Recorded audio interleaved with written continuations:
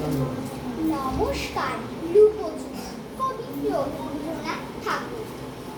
আমি যদি দুষ্টুমি করে চাপার গাছে চাপা হয়ে থাকি, ভোরের বেলা মাগো ডালির পরে কচি পাতাই করে লুটোপুটি, তবে তুমি আমার কাছে হারো, তখন কি মা চিনতে আমায় পারো? তুমি ডাকো খোকা কোথায় ওরে, আমি শুধু হাসি চুপটি করে। যখন তুমি থাকবি যে কাজ নিয়ে, সবই আমি দেখবো নয়ন মেলে। স্নানটি করে চাপার তলা দিয়ে আসবে তুমি পিঠে কিছু ফেলে। এখান দিয়ে পুজোর ঘরে যাবে, দূরের থেকে ফুলের গন্ধ পাবে।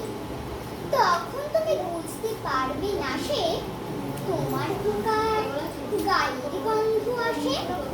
দুপুরবেলা মহাভারত হবে, বসবে তুমি সবার খাওয়া করে। গাছের ছায়া ঘরের জানালাতে পড়বে এসে তোমার পিঠে করে। আমি আমার ছোট্ট ছায়াখানি দোলাবো তোর বইয়ের পরে আনি। তখন তুমি বুঝতে পারবে না সে তোমার চোখে খোকার ছায়া ভাসে।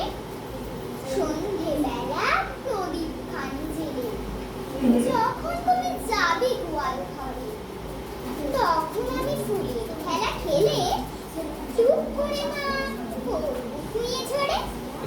আবার আমি তোমার খোকা হব, গল্প বলো তোমায় কব।